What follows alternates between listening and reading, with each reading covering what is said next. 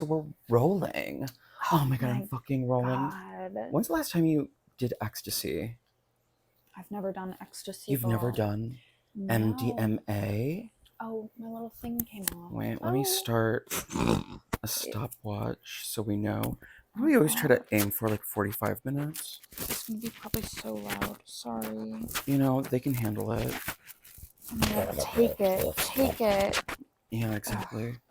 Okay, let me crack a cut water, which, I mean, what they say on social media is certainly true. Like, these are, I feel like cut with fentanyl. I feel like that's why the name is cut water. Like, these get you fucked up. Yeah. Fucked up. They really do. I mean, they pack a punch. I mean, the first time I had them was a few years ago, but I really only had the gin and tonic one. But, girl, that one you brought over here. You know, Devin, always perpetually ahead of the curve. I didn't even know these existed until, I mean, maybe like on some subconscious level, I had internalized the fact that this product had been out there, but it's just been all over my Reels feed. And I was like, well, I certainly, if this is a quick way in a can to get fucked up, then I'm certainly going to buy it. And they sold it at the fucking Woodman's a la carte for $2.99 per can. It's like, well, what more can you ask for in this world? Yeah, I lived in a very like plugged in area, like as in there were like 3 liquor stores within maybe like a 2-block radius from me. And I don't know what that means, but truly statistically, I mean, it'll always be a part of you, yeah. But I would say that my like guy was very plugged in. He was always like getting new stuff, and the liquor store like right downstairs from my apartment got Cutwaters in like very early. It was like over the summer. In Boston? Yeah, I thought you were talking about your childhood in Sacramento, and I was like, wow, this sort of things which sticks with a certain person. Do you have memories of like homeless people accosting you? Did Sacramento have a homeless population? Yeah, and it's still, I mean, it's actually... It's booming, baby. It's really gotten quite worse. Yeah, which there are a ton of reasons for that, and it's... You know, certainly things which perhaps we could talk at length about. Perhaps you could talk at length about. I feel like I have nothing to say about the homeless population. It's a real like crisis that people... The thing that people don't understand too is that like the like homelessness crisis on the West Coast like also largely has to do with weather, in that like it's not that other places they're not like a ton of homeless people. I mean, it's that they fucking like and they ship them all off, or they will send them here. Take like, a long swig of this cut water. It's really and extrapolate further about the homelessness crisis before we dive right in. Welcome back to Slay House Review, by the way. I think it's been a good year and a half since we did one of these. I'm certainly much bigger than I was. Ooh, girl, the cream liquor's hitting you. It's nasty. Don't puke now. We're recording a podcast. There's not supposed to be... We are recording a podcast. There is cream in here, you bitch. I mean, it's pina colada, so it's like coconut cream, so it's not dairy. It's not like... And any like, you know, creamy alcoholic... it contains milk.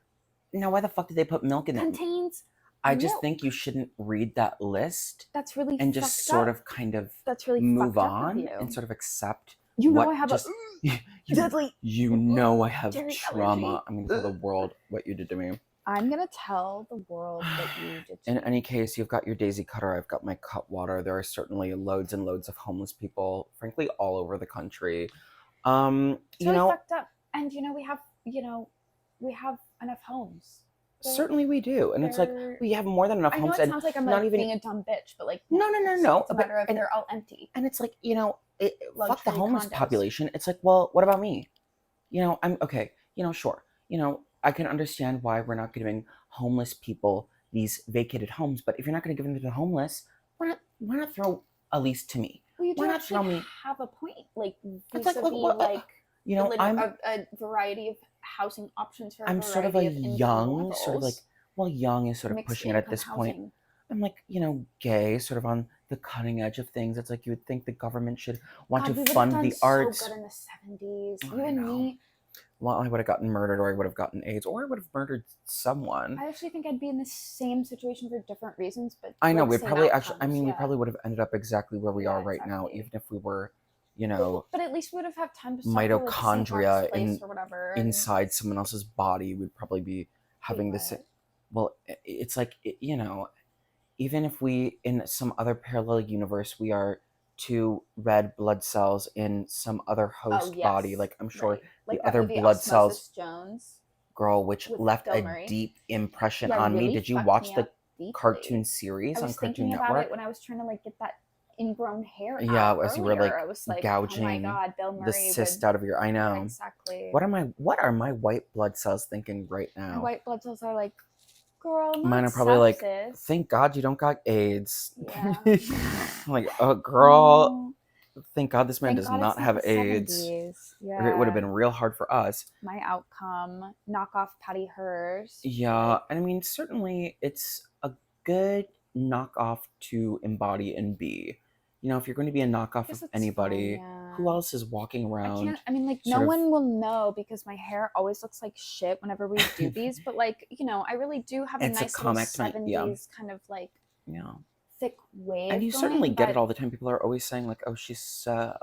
especially, There's like, just my something older about Devin. coworkers that Yeah. always, like, try to, There's a "Oh, you reason look why nice older today." women Like, trust you that's implicitly. actually so true. In any case, today we are Oh, discussing right. Kiran? I didn't fucking peep how Debbie said it on the recording because we had it in 2x speed. I forgot Kiran? what it's called. I mean, it's like, am I Kiran Desai? am Kiran? I insensitive for assuming because this is an Indian woman that her name is pronounced Karan and not Kiran? I assume it's Karan. I mean, why would her name be Kiran? Kiran Desai, Miss Desai, Miss, Kiran if you're nasty, or Kiki if you're nasty. In any case, no idea. she's longlisted for the Booker for this upcoming novel, which has been excerpted here in the New Right, Yorker so- for the August 11th issue. Much like Sally Rooney's was last year for Right. Intermezzo, but Sally Rooney wasn't longlisted for the Booker, baby. Well, that's I because wonder what that the sales book was figures were. so- I mean, it was so bad. But I will say this was, But I would everybody say, bought it. similarly awful. Yeah, in some ways I found it slightly more compelling in terms of like, oh, it's gonna go there. She's sort of juggling But like themes. Sally Rooney doesn't have this sort of like guts to ever go through with it. That's why she wrote this sort of incel-esque like chess guy who doesn't actually right. Don't they I like think not, or they I mean, like have this who strange. knows sort of, how like, the actual book? And I mean, listen, me and you were just talking all day today because I'm reading. Well, the book I'm reading is resting underneath this laptop to prop up this laptop for the webcam. right. But I'm sort of in the mindset. What's large in my mind's eyes? I'm reading these large hyperfiction books from the 90s, from the time Yeah. of David Foster Wallace. I'm Something reading of very William T. cunty. Vollman, and I was saying to you, well, nobody's putting out these large tomes anymore. Right. And then this bitch, this Kiran Desai, this upcoming novel is 688 pages, but it completely escaped my mind. Girl, Intermezzo was like a good 550, a good 600. Wait, no. It was. Was And that just do you because think- a big typer? How many words do you think it was? That's what I would like to know because pages. I mean, Yeah, let's obviously, get a word count. But I Let's would get like an a word Intermezzo count word count because they do somehow. love to do that with her books to make them sort of feel breezy. Yeah. I mean, it's genius marketing. A lot And of also, it's like the bigger the book, the better you feel reading it. So it's like, she's kind of got this, psyop going where it's like, well, here she is, Sally Rooney, the paragon of contemporary literature, putting out this big book. It's And I feel so good for 89,300 words, so 464 pages. Oh, So they're giving it a that's decently nothing. large type if Yeah. it's just under 90,000. I mean, Girl, I can that read is a that in long 2 novel days. in terms of like contemporary fiction for Ha- sure, but not in terms of obviously like the actual history of And the I novel. really would. I mean, okay, so I was, scrolling through Goodreads when I had nothing else to scroll through, trying to like see, if anybody I followed back in the day when I was trying to develop my taste in literature had like reviewed anything. This one woman had posted a review for Intermezzo and she gave it like 5 stars, and I was sort of What? just like so kind of Why? slighted by that I didn't even read the review because I was going to ask, like, did anybody finish that book? Did anybody finish this story, this Kiran Desai story in the New Yorker? And if these people are devoting this much time to read these large The books, tomes, suck right? it down. It's like, well, what are people getting out of this? Okay, but here's my theory, and here, I mean, maybe this is totally off base because I'm certainly not a reader in this way, but like my mom, for example, like she loves Ken Follett, Pillars of the Earth. Clue. He writes these like I mean, they're like 800-page books, but it's like a fiction epic or fantasy Yeah. epic. Oh, okay. But it's like an intergenerational. It's like multi generations of this epic over hundreds of years, like whatever. And And so but what I'm curious about is like there's that kind of story, but then there's also like what you're reading right now, this sort of like turn of the millennium. And that's postmodern, like hyperbolic fiction. That's not just like navel gazing. And what is it about this? Because listen, but I find that more interesting, honestly, than the world building. I mean, it is. I mean, I was gonna say like it's like the contrarian in me wants me to say like, oh well, perhaps like the fact that these books are so large and fantasy like warrant these authors warrant the same amount of like reverency which is offered to someone like David Foster Wallace, but like just like no, like right, just point blank, but no, like literally like because no. Because they suck and they're written by dorks. Well, because it's just the But I mean, I guess all literary fiction also sucks and is also written by dorks. Here's at the least differentiation. Past 95 or something. Yeah. Sure. Right. To me, it's like this. It's like those big epics, the big fantasy books. And I'm not saying that there's not a place for those and that they're not great for what they are, because I think for what they are, it's great. But what that is like, to me, like a story that's being packaged as a novel. Like the vehicle that this story is going to be delivered to you is in a novel form. Like it's going to be a book. Yeah. Right. As opposed to like an HBO miniseries. And that's like maybe just a delivery choice. Or, it's just because a single person wanted to work on this and write this story.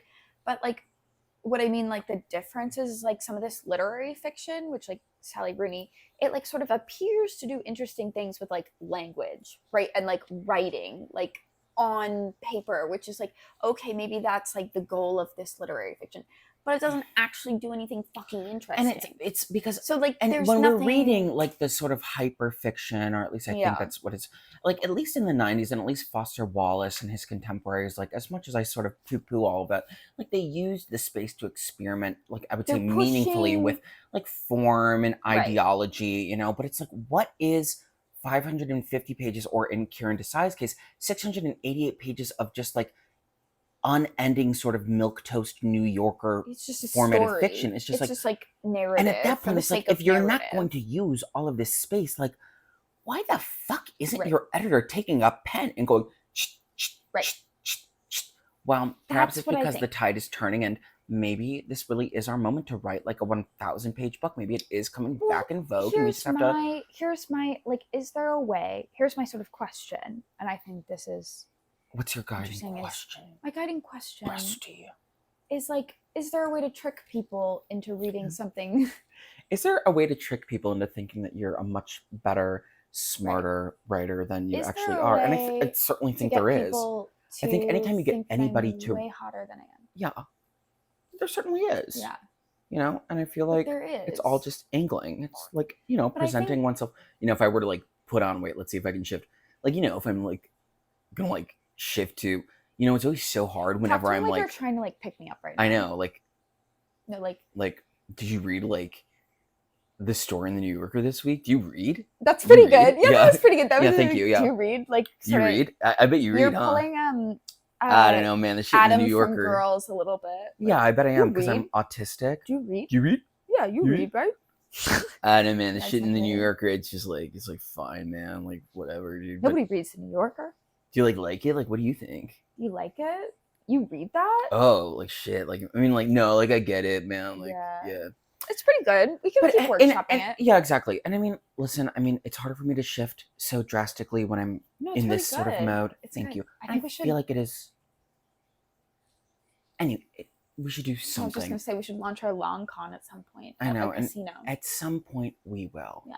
We need to keep following poker like tutorials. Ocean's 11, Girl, and then like, I don't know you. Who are you? Stranger. It all boils down to like, how can we just con someone out of all of their money? How can we con readers out of, thinking that we are worth listening to and worth paying attention to? I mean, all these people seem to... I mean, Kiran Desai was just long-listed once again, and it's the con. Right. But the thing that really... And again, we're back in our Slay House sort of wheelhouse, so I have to sort of make this disclaimer. I know how this sounds, and I'm not saying it to be intentionally sort of provocative or reactionary. Mm-hmm.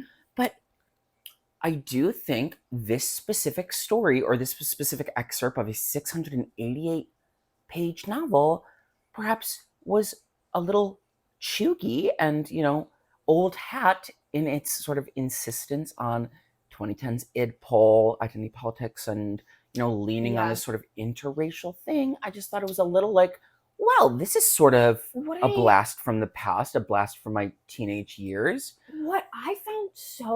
I agree.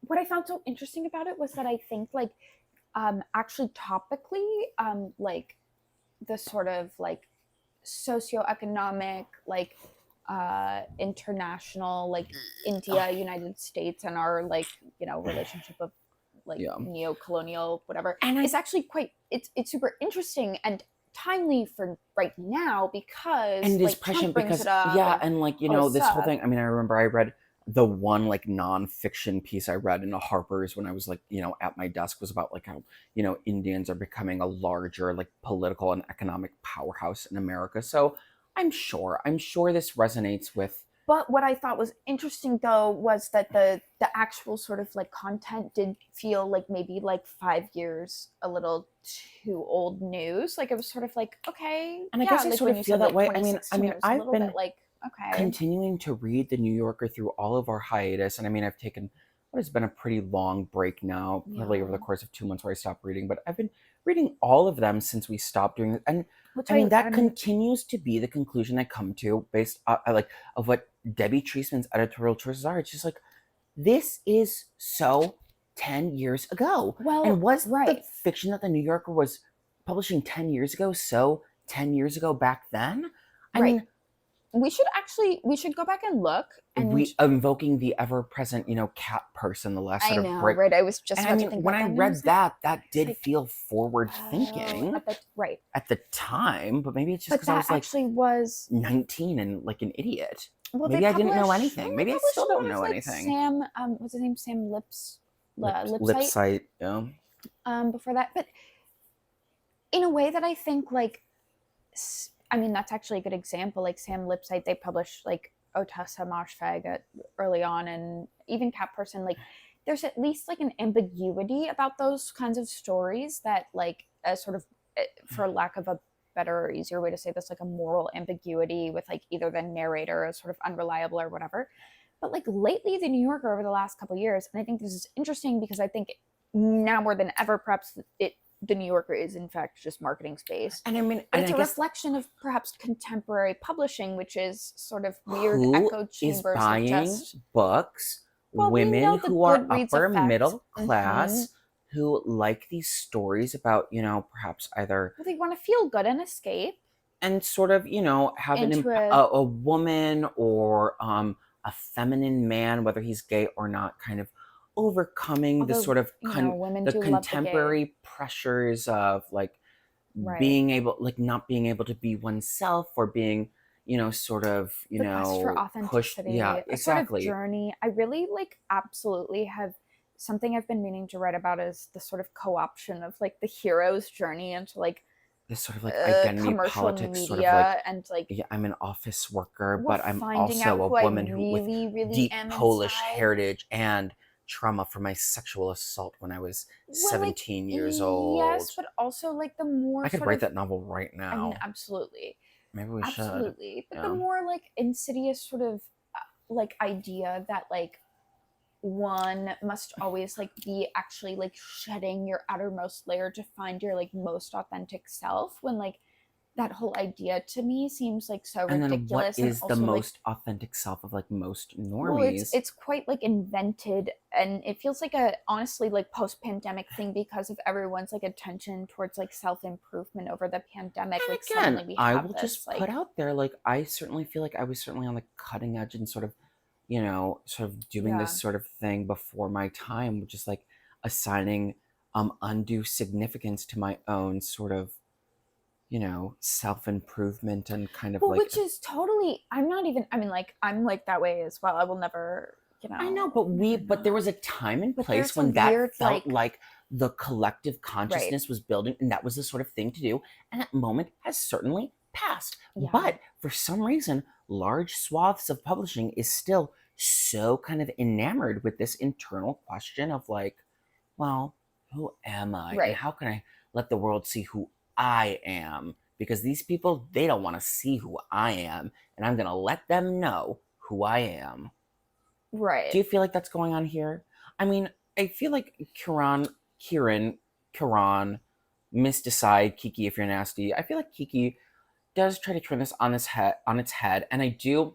The other thing I feel like was a little bit cheap is I feel like the fact that she set this in like the turn of the century in like 97 to like 99 really gives her kind of some wiggle room to be like, well, these were prescient questions of that day. And it's like, okay, fair. I'm sure it was actually kind of loaded to be in an interracial sort of like green card relationship back in 1997. Sure. But do you feel like she was meaningfully turning this question of like identity politics, identity expression, meaningfully on its head through the lens of like what is in this piece? Just I would say just like blatantly race, like not even gender and not even class. Just like, it's like, explicitly called as such. Yeah. Like, I actually don't feel as though she complicated the question at all. Yeah. The question in terms, and I'm not talking about like in terms of like how I feel about these issues compared to the politics brought up in the story. No, I'm talking about like within the architecture of the story. Do I feel like any of the patterns that she laid out like became then later subverted? Like not really, because she lays the groundwork that there's going to be like racial misunderstanding between this couple, but like the narration, which is also like this sort of, it's a real omniscient third person. This is another thing I want to talk about. You're very but it tips its hand. Like the narration like sort of is a little bit editorialized and sort of like biased towards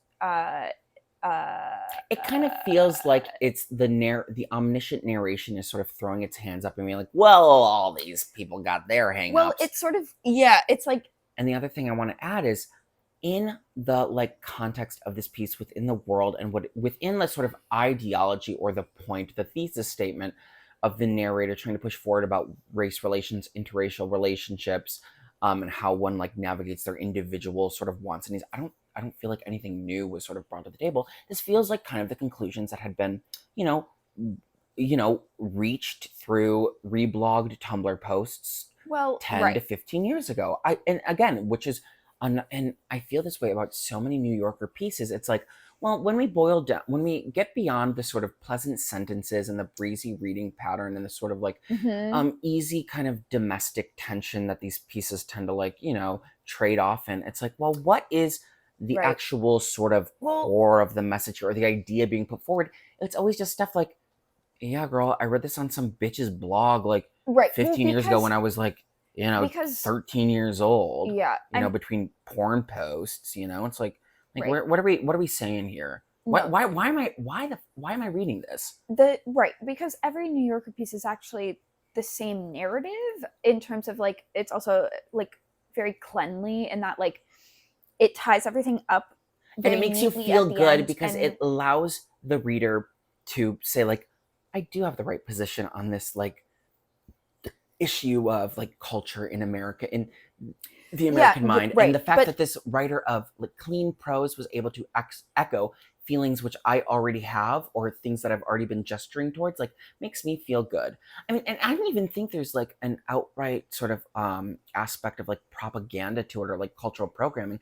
I just think it's like truly like capitalistically, like that's what the market wants. No, it's people who buy books, this is what they want. Well, right, because like people like also recently, and this is I think in my opinion connected to the sort of anti-intellectualism, which just so happens to coincide with like a sort of like minimalist prose that came out of the like late 90s. The MFA style, is that people the short story, there's the New Yorker short story, and there's like the short story, up until like the sort of mainstreamization of MFA programs.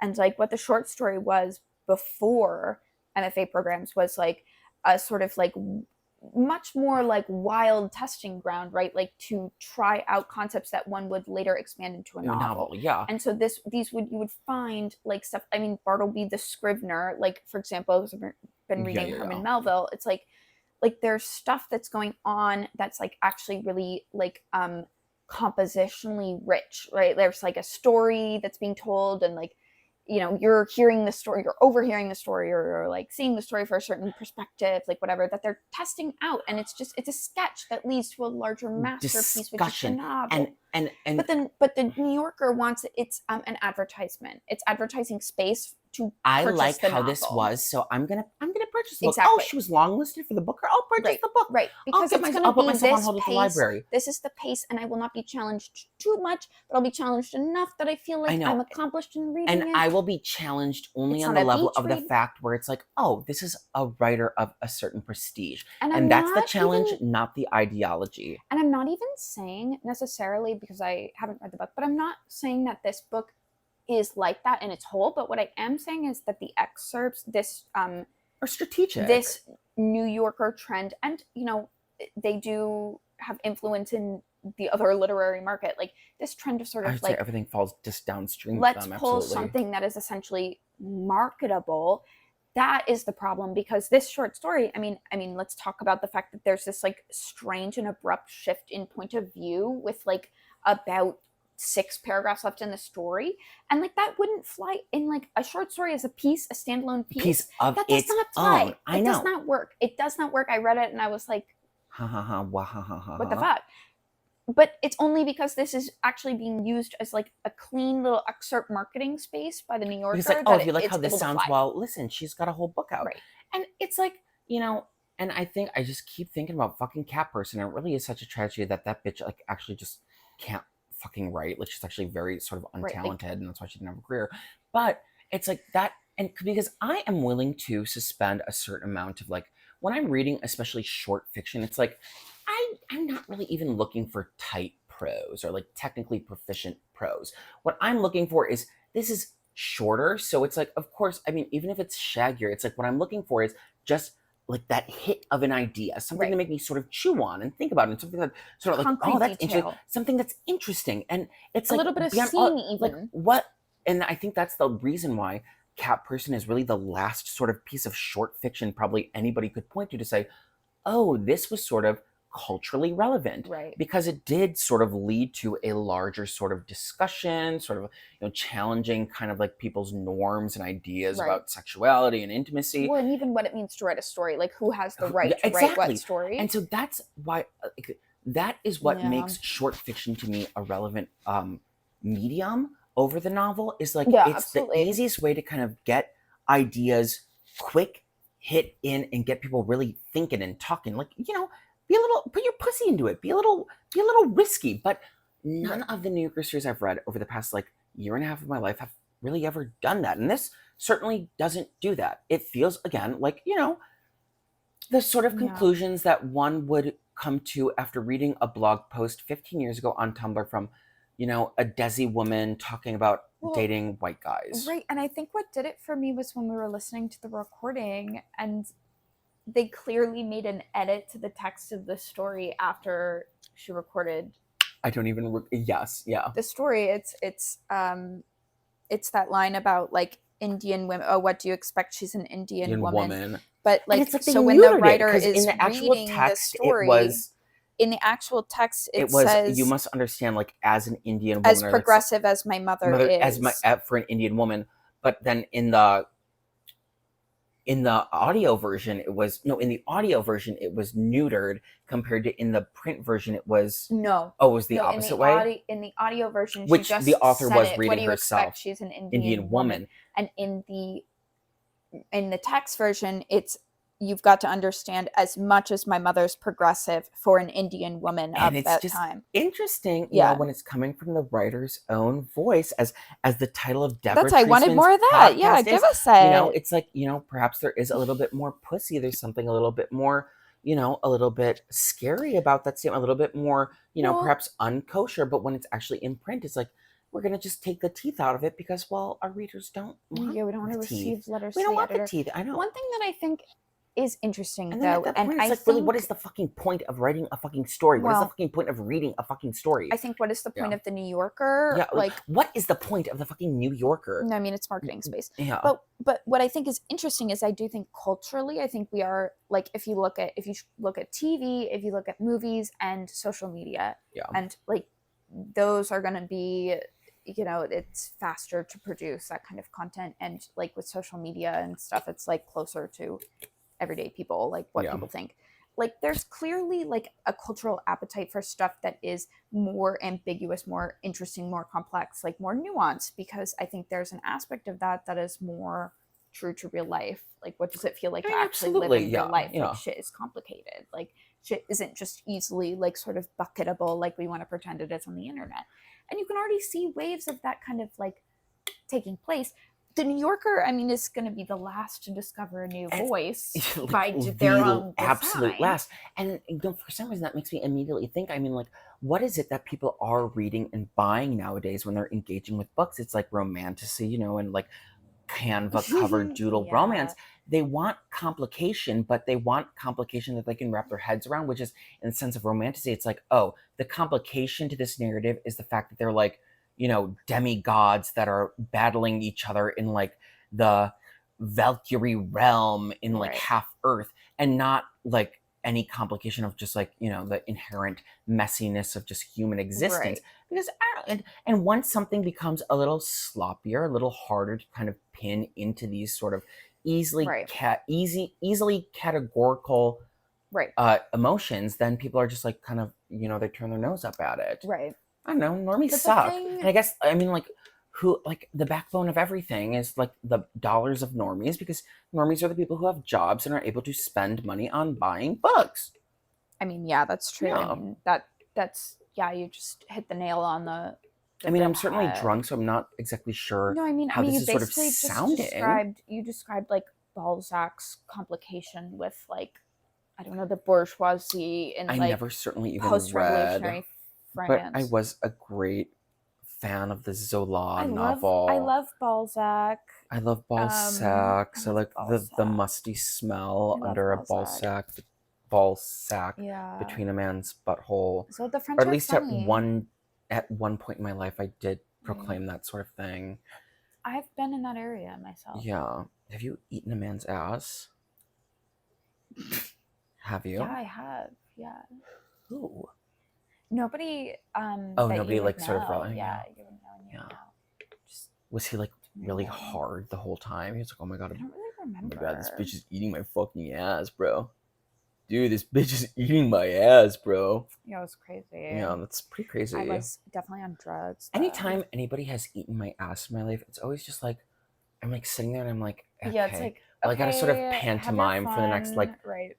5 minutes until they either want to like stick it up my butt or like just resign themselves to not doing that. So I'm just like, oh my god, like, bitch, that shit does not feel good to me. No, I'm a victim of sexual assault. There was in Marie Calloway's, you know, ever prescient sort of, you know, what purpose did I serve in your life? She's got a like a little like little statement in like the first story where it's like, well, he was like going down on me, but like I wasn't able to feel anything because of like the PTSD from my sexual trauma. And I was like, yeah, T girl. Yeah, T. Yeah, exactly. Yeah, exactly. Yeah. It's certainly like, I don't want anybody poking around my ass because, like, you know, I do have my anal skin tags and I do think they are kind of like quite unsightly, and I would prefer it if someone like did not kind of like dig around down there, because like, I don't know, it's like a little. Right. I mean, I'm sure it's really not a big deal. I'm sure it's really not a big deal at all, like, but it's I'm sure it's like really not a big whenever deal. I'm having sex or I'm thinking about sex, I really am thinking about myself first. So since it's a big deal to me, it certainly does sort of spoil the whole thing. You and I as neurotics, we really are like that. I mean, I do think sex inherently is exploitative. You know, it's like you're having sex with someone else, but you're not having sex with someone else. You're having sex with yourself because you're so like porn poisoned that this person isn't even a human. No matter how often you say to yourself, like, oh, like, this is like an expression of intimacy, like sex. Like, no, it's not. It's you, like, you know, reliving your own porn fantasy in real life so you can get yourself off. Yeah, it's that's inherently why I don't have exploitative. sex, yeah, exactly. That's why I'm a celibate girl, or at least I Yeah. try to be, but unfortunately when you have a boyfriend, these sorts of things fall by the wayside. Right. All desires mimetic, and Yeah. boyfriends And are if you have sex, you no are, good. kind of an abuser in some sort of Right. spiritual cosmic sense. And I believe that. I really think I need to write a What do you novel think taking that about like hardline if you give stance. a blowjob? Like, are you spiritually When I am devoid? giving a blowjob, it is really for me. What about like But I will say, I do often feel like even if I am really into the act of sucking yeah. cock, I can acknowledge cognitively, or at least on sort of a subconscious level, I know that at the end of the day, I need to keep this penis hard for this to Right. keep going. So Well, I it have to is like perform. an So I'm not just sort of unachievable savoring task, this cock. I'm also kind of like working towards something slaving myself, concrete. allowing myself to be Right. used for someone's sort of, you know, Right. so in a way, it agenda is to bust a nut. I'm exploitative. kind of like, re-traumatizing myself in theoretical terms. Who knows? I think sex is evil. I do. But I Right. take that stance up partially. That's why I'm a virgin. Yeah, exactly. That's why I'm a virgin. That's why I've literally never had sex. And I think No, like I think that lends us a purity of spirit and a purity of mind, which allows us to critique these pieces with a keener mind than perhaps the sullied, sort of porn poisoned reader of literary fiction. I mean, I think every yeah. person who's ever read and you know, allowed themselves the indulgence of critiquing a piece of literary fiction probably That's is sort of, masturbatory. yeah, porn poisoned. I And they're mean, sort I of getting think off on the idea that they're able to take an intellectual stance on a piece of fiction. Like, oh, I'm so smart. Let me jerk off because I'm so fucking smart. yeah. Everybody wants to hear what I have to say, so I'm going to jerk off now because I'm so hot. That's I'm why so I write smart. fiction. That's why I write that's why I write fiction, because it gets to be so hard. If I had Down syndrome, would we still be friends? Yeah. Well, and it We'd would be be, besties. yeah, we'd be closer than ever. I keep seeing this like content on my feed about like AI generated thirst trap TikToks of Down syndrome thick women saying like, I may have Down syndrome, but I still like to fuck. Common misconceptions about Down syndrome. Like, I still love sucking dick even though I have Down syndrome, but it's like fully AI generated. It's like, sort of just some like anonymous Instagram Yeah. baddie's body with like a Down syndrome face kind of I do actually think David superimposed. Foster Wallace was right Right about about Down syndrome. TV. I certainly have not actually like read meaningfully I any of mean, David Foster Wallace's work. well, now we're just Sort of we're circling gonna the be victim drain. Yeah. to whatever like absolutely demonic AI stuff is just designed to get your attention, no matter what And it the thing is. is, it's And like, it's like, whoa. if I mean, it's someone kind of wants to funny. yeah, exactly. If someone wants to take my likeness and use me to do like whatever they want to do, like, you think I fucking care? I mean, I make a fucking spectacle of myself every single day and sort of embarrass myself for the kick of it. If someone else wants to use my likeness to do that and sort of make me say like that, I think like all undocumented people should be like deported and shot in the head, like, go right ahead. Like, certainly, I mean, it's nothing foreign to me sort of saying something which is deeply kind of embarrassing and shameful, like, whatever. I'm so beyond the point of like Right. having any personal dignity that it's like, well, what are these data brokers going to do to me? They're going to send a video of me jerking off to my friends and family. My friends and family are going to open the video of me jerking off and look at it. Right. That's on them then. Yeah, if they're That's looking at on that. them then. That's on them. I mean, true. Like if they're gonna deep fake, they're gonna deep fake. And perhaps my deep fake would have more meaningful things to say about the world than I I was would. gonna say I do think you have to just like trust in the fact that like Oh my they God. really couldn't. This is a great exercise. Brain blast. Let's ask ChatGPT. Okay, write a quick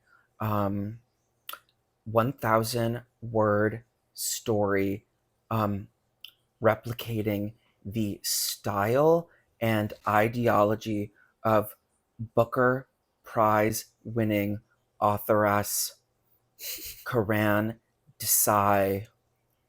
Is that her name? Wait. Yes. about two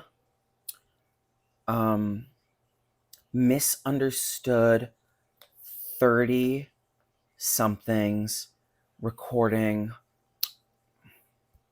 a podcast while fucked About up fiction. on various substances about literary fiction. Let's see what ChatGPT has to say. Let's see what the deep fake Kiran Desai has to say about this process right here. I can't imitate any particular style. Okay. Title: The Whispering Hum of Nothing Important. I mean, kind of cunty for ChatGPT. I mean, if I saw a book called The Whispering Hum of Nothing Important, I would think about picking it up. Okay. A story in the style of Kiran Desai. There was no weather in the room, no season, just a drought from the ceiling vent that made the curtains flirt with the idea of movement and then fall back as if bored by the effort.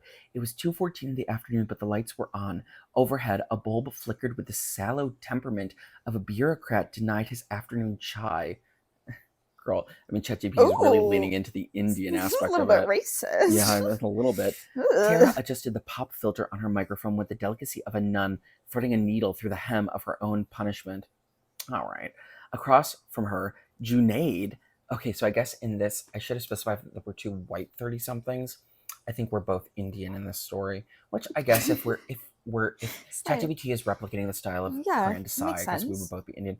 Junaid lay diagonally in the armchair, limbs loose like punctuation marks flung at random across a sentence. There was something sticky about his presence, like molasses on a hot day or an old lover's poem found in a sock drawer. An inside joke between me and Harlan that I sort of like rambled off when I was like tripping on shrooms was like the most like sort of Harlem Renaissance sort of sentences, like the days spread like butter on a hot piece of toast. And so that reminds me of this. It's like the Toni Morrison of it all.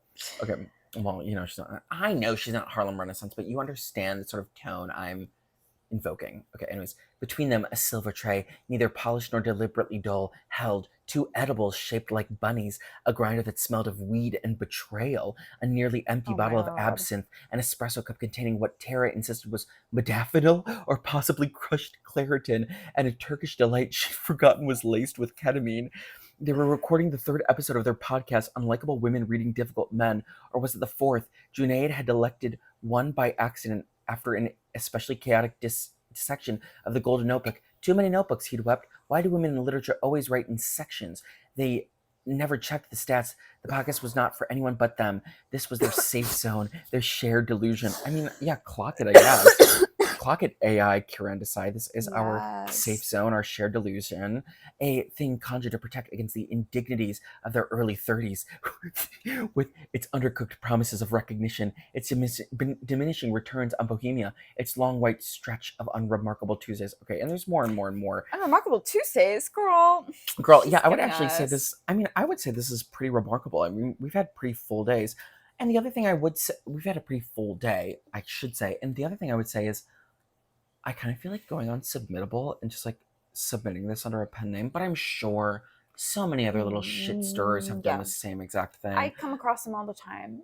It's and you can but tell. I will say this is kind of like, I mean, this could have ran in the New Yorker, and if this ran in the New Yorker, I'd probably be reading it, and I would have been like, oh, this is sort of cunty. Oh, unremarkable. Who are these people in their 30s? Did you ever feel, she said, twisting a curl around her finger so tightly it blushed, that literary fiction is just a very elaborate method of apologizing to your parents? Have you ever felt like that? No, I've never felt like that. And I guess at the end of the day, ChatGPT will never be able to sort of replicate our cunt. Yeah, exactly. That's what I mean. They really just like can't bottle it up. Like it. They can't. They don't have my essence. They don't have my goo. They don't have my sperm. They probably do have my goo. Yeah, they probably do. What I would say, okay, you know, we're coming up on the 44-minute mark. Okay. Overall impressions of this piece, what would be your ranking out of 5 stars? 3 stars. I feel like 3 is pretty generous. What's your rationale here? Well, I feel like to me that was like a sort of womp womp, but because it's like 60%, 60 out of 100. Yeah, that is The still a grading D. scale. Yeah. I mean, like, I wouldn't, it's not really passing. I would give it a point for trying. I mean, I think, like, I actually think, like, in a novel form, sure, maybe, but, like, as a short story, I mean, the entire thing was exposition. There was no scene at all. It was just explaining the backstory of these people, and then the at scene the end, itself felt like it was, like, only in the dialogue sort of was service of something that happens later, but it's like, well, this is a short story I'm reading now, so I right. do not feel fulfilled. Right. And I hated the POV switch, and I also thought that there were a few moments of dialogue that I was really just like, really, where he was like, did he call her like a something? People past the age of like 40, I feel like, cannot write dialogue. Did he call her like a something blonde? But it was like, oh, her like pixie. It wasn't a fullness. dumb blonde, yeah. but it was like a no. It was like in dialogue, and I was like, huh? It was just very strange. You Protestants, you don't talk about anything. And it's like, I don't feel like anybody, even in 1997, talked this way. Like, yeah, it just sort of like felt strange. How do I find? I'm so bad at this. Oh, find in page. Does this mean anything to you? Okay, on my Apple News. Flaky blonde. You flaky blonde. Flaky blonde. There was no hope all over again. Flaky blonde. Bossy Indian patriarch. They were failing to keep their arguments personal or unique and respectful. Like, I mean, I get that the point of that is to be, like, impersonal, but, like, I just felt like, you know, give something a little more idiosyncratic, like, because I do have to read this. You know, interracial relationships are difficult and strange. Well, I would like to see, but I would like to see more of the nuance of how that, exactly. It's like, yes, we know. I think any sort of like conscious person would be able to come to that conclusion if they thought about the issue for more than a minute on their own. You know, like what's the fucking point? Like, yes, I think anybody would be able to come to the conclusion on their own without reading a 57-minute story from the New Yorker that, like, yeah. It is a strange and difficult thing to navigate an interracial relationship when one person comes from a culture which is radically different from your own. And hostility and misunderstanding can be born from that. I just felt like... I mean, easy peasy. Well, I just felt like it was like setting up this entire piece for this like the sort of missed opportunity between Sunny and Sonia, and I think because Sonia being the mail-in bride, but like that's what the novel's called. That's what the novel is called. So it's like a teaser. It's like, why is this a trailer for? Why is the short fiction being published in the New Yorker, which is by far the most read circular of short fiction in the world? I mean, I would say, no other venue for short fiction is as read as the short fiction in the New Yorker. Why is this space being used as like a teaser trailer for a novel that I have to go out and either get from my library or buy for like $35 because it's, simply marketing space? Yeah, and I think that's absolutely true. And I thought the fact that the white girl like changed her name in high school to Ula, I thought that was really trite. I thought that was really like, 10 years ago.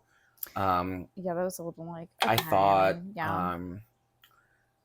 I mean, I don't know. I mean, I guess like the whole thing about like Indian men and Indian women having like a mutual, like internalized but also externalized like loathing towards their like shared national identity and like the realities of what their culture, how their culture affects their own internal gender relations. Like, I thought that was, I mean, deftly expressed. I mean, she laid it out very clearly, but again, it's like, I actually would have like we know. Well, I would have like actually liked to see that then play out in like in a more significant sort of like, way, in actual scene instead of just being informed about it. The novel. I am not reading the novel. I'm reading a short story, and so my final ranking was a 2 out of 5. Yeah, I feel like I would probably go like 2. I would probably go 2 as well, 2.5. And would I feel compelled to like pick up this book? I mean, knowing that this is 688 pages, even knowing that it was shortlisted for or longlisted for the Booker, like I would not feel compelled to read 688 pages of this. It's like, I mean, so I read a profile of her from a blog. It's like, like Salman Rushdie, I like if we're gonna put your pussy into it and really do it, like I feel like you should like really do it. Like Midnight Children, a book I did not finish that I got Well, halfway through, was like around 600, 700 pages. It's just like, I mean, it's not about an interracial relationship, but it's sort of this long epic about like the interpersonality of Indians, you know, and like sex and intimacy, and also finding oneself. Like, I'll just read that. But I guess that sort of argument can be made about is any sort of piece of fiction being published well, contemporary. do you know? Is it like centered on their romantic relationship? I don't know if it's centered on their romantic relationship, but I know like Because from if the so, title of the, like, what is it called, like the loneliness of Sonia and Sonny. Yeah, the loneliness of Sonia and Sonny. I'm two sure young it's people about, whose fates intersect, love and family. and I mean I can like very Well, clearly visualize what the format of this would be, like I interstitials guess, from various which perspectives, is how each of great, them are but like isolated and maybe they come together at different points and drift apart. I guess I just feel like what is the I guess that makes sense actually, because like people want to read like a sort of romance, they want to read a love story because Yeah. they know at least like a general shape of the narrative arc. Mm-hmm. But like what I find like sort of actually quite boring about that is exactly the prescribed narrative arc, because like even if I know that like their fates are going to intersect, like, and it's going to seem like, If they you end know, up when I together, or like, even if they don't right, end it's up like, together, it's okay, like, well, I'm I'm actually like sure. less interested, I think, in these questions necessarily refracted through like two people who are seemingly, from the title of the book, destined to be together, than I am to like investigate that on like a sort of like Yeah, case by case basis. Which I mean, Kiran, like, why do you actually, think this? yeah, I mean that book, Optional Practical Training, that I read, it was really good, Yeah. and it's about like actually set in the same time period, like early 2000s, about this like young woman who like goes to Harvard. No, she doesn't go to Harvard. She goes to school in the US and then like goes to Boston to like teach at a school. Yeah. But like it's interesting because they're sort of told in series of like conversations with like different people. So it's like this identity question like refracted through a series of different like interpersonal relationships, which I think is actually so interesting. And like, okay, like what does this question look like depending on who I'm talking to? But like then if it's Yeah, like, if it's just, okay, well, it's just gonna be Sonia and Sunny, like, well, then if why I do we need to read understand, this like, if you we know know, they're going like to be right off destined the to be top, what the together? narrative trajectory of this is, if I kind of understand from the excerpt provided in the New Yorker what the ideology of this is going to be, and reading the prose, I can identify how this is like well in line with the like post MFA tradition of English fiction. It's like, well then, what is there? What am I investing in by reading Yeah, 688 fucking I think you and pages? I are just also just really invested in like pushing the You form know, yeah, forward, and I pushing think people's like, buttons. no, I was gonna say, I mean, yeah, but like I do think like, yeah, and like I doing want to something be interesting with this dazzled. I sort want to of, be right, shocked. exactly, but not And everybody if you're wants not to. doing that, I mean, you know, more power to you, because you're probably, I mean, Probably selling I mean, books. exactly, you're selling books, and I mean, this is frankly the realities of publishing, because, you know, you Here have to we have are. people sort of read the things you write. And I'm sure she'll like win the Booker, and, you know, I'm sure, you know, Sarah Jessica Parker is very excited about this book. You know, Booker judge Sarah Jessica Parker, I'm sure, Right. you know, now that her show has been canceled, has like more than enough time to sort of Oh no. go around the world and sort of, And just like that, it was and canceled. just like that, your show was canceled. Not the first person to make that joke. I'm sure. But it is a good Anyway. joke. For all intents and purposes, you were the first person. Yeah, exactly. And we've been going for 53 minutes. Do you have any Okay. parting thoughts, bestie? No. New Neither do Yorker's I. marketing space. That's my Yeah, thought. I mean, why haven't we been doing these? Because I mean, frankly, from all the New Yorker that I've read in our hiatus, it's like really none of this is worth talking Yeah. about. None of it is really worth talking about.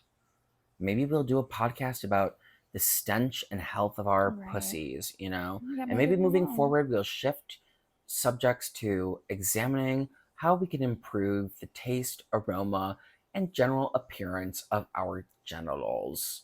That could be cool. That could be really, I mean, it could be Please, boundary like, let us pushing. know your tips. Let us know, We're yeah, not how in like a you. goop way, not in a like, you know, like I said earlier, really not a fan of like uncovering who I really was this whole time, my authentic self. I'm really interested in masking the smell of my pussy. I'm uncovering the authenticity of my I'm not boy looking to. pussy. I'm actually not looking to uncover the authenticity of my pussy at all. I'm I'm actually actually looking looking to improve to upon, kind of mask upon it, sort of right, to shellac some sort cover of glossy, easy appearance on any it, so I don't have to think about it ever again. So subpar if you've made it to this point, features. certainly drop a comment on YouTube or a review on whatever podcasting, No, I would format really you're listening. love to know if How you made you it. manage your pussy, I whether would that's a really butt or a genuinely actual love to pussy. know if you made it to this. Do you to sort this of point. rub yourself out until it's red and raw? Do you perhaps Yeah, use I don't oil really and just. lubricant? I really don't think anybody does that. I don't think so either. I mean, everything is literary fiction. Everybody wants to be a prose stylist. That's a very literary thing to say about your masturbation habit. Like, See, I my problem. rubbed myself raw. I rubbed myself till my pussy was swollen. See, and I do actually have a throbbing. problem with like metaphoric language making its way in unnecessarily, right? Like, Me too. nobody's actually I doing don't think that. anybody should ever It's use a not metaphor raw. at all. I don't think you should be saying that. I know. Give Like, me is your concrete pussy really? detail. Are you really rubbing your pussy raw? You're not. And if you really were doing that, you'd be nutso. And in that case, let's sort of adjust the prose to kind of, Right. compensate for that. Are you trying to capture a vibe, or is this a mimetic experience? Has your pussy really been rubbed red and raw? Honestly, girl, I don't think it has. And girl, why are you telling us? Because Yeah, we're probably the last two people know. that need to know that. If I were to hear that, I would simply shrug my shoulders and say, best of luck to you, girl. Nobody says that. Yeah, I would say, prove it. Let's see. I will be the judge of how red and raw your vagina may be at any given moment. This has been Slay House Review. Thank you no so much guarantees for your time. of another episode, but we certainly just wanted to have some fun. Have a good night. Mwah. Oh, this bag is stuck to me. Fuck. Oh my god.